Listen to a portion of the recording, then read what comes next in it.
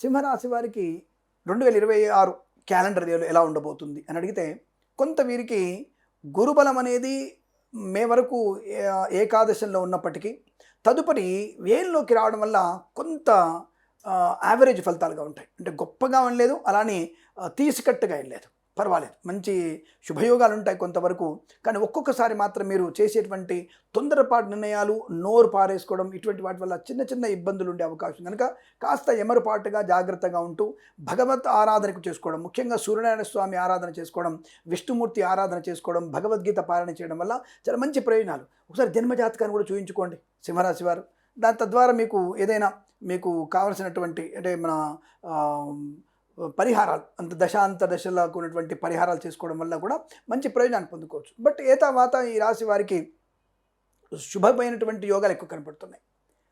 కళాకారులకు క్రీడాగల లాభాలు, సినిమా రంగంలో వ్యాపార వృద్ధి, రాజకీయ రంగంలో అనుకూలత, మత్స్యకారులకి మత్స్య సంపద, రొయ్యలు చేపలు చెల్ల వారికి లాభాలు, అలాగే సోషల్ మీడియా, శాటిలైట్ జర్నలిస్టుల వారికి, సీనియర్ సిటిజన్కి, మహిళా మండలి కూడా అభివృద్ధి పొందుకునే అదృష్ట యోగం, సువర్ణ వజ్రాభరణ ప్రాప్తి పొందుకునే అవకాశాలు, బంధులాభం, మిత్ర సౌఖ్యం, రైతన్నులకి, పూలు పలుకులు పండించే వారికి లాభాలు, కోర్టు వివాదాలు సమస్యపోయేటువంటి అదృష్ట యోగం, సువర్ణ వజ్రాభరణాలు పొందుకునేటువంటి అవకాశాలు, వివాదాలకు తొలగిపోయే అవకాశం, మధ్యవర్తిత్వం నుంచి బయటపడే అవకాశం కూడా కనబడుతుంది. కానీ అనవసరంగా నా వాళ్ళే అని చెప్పేసి పూచికత్తుగా సంతకాలు చేయకండి. ఇక్కడ యావరేజ్ ఫలితాలు అంటే ఇవే.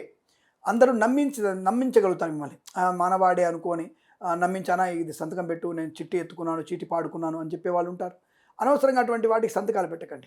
అలాగే ఆరోగ్య విషయంలో కాస్త శ్రద్ధ వహించాలి, అశ్రద్ధ చేయకూడదు.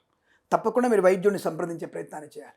అలాగే కృత్రిమ సంతానం ప్రయత్నం కన్నా సహజ సత్సంతాన ప్రాప్తి మీకు అనుకూలంగా ఉంటుందన్న విషయాన్ని గమనించండి. అలాగే విదేశాల్లో విద్యా ఉద్యోగ వ్యాపార లాభం, స్వదేశంలో కూడా విద్యా ఉద్యోగ వ్యాపార లాభాన్ని పొందుకునేటువంటి అవకాశాలు ఉన్నాయి. విద్యార్థికి మంచి చక్కటి విద్యాభివృద్ధి మాత్రం కొనసాగుతుంది.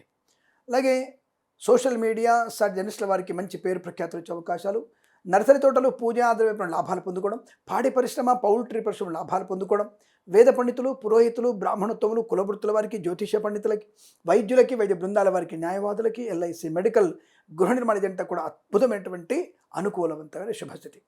వస్తువాహన సౌలభ్యాన్ని పొందుకునే అవకాశాలు, ఈవెంట్స్ చేసేవారి గొప్ప ఈవెంట్స్ లభించేటువంటి అవకాశం కనబడుతోంది.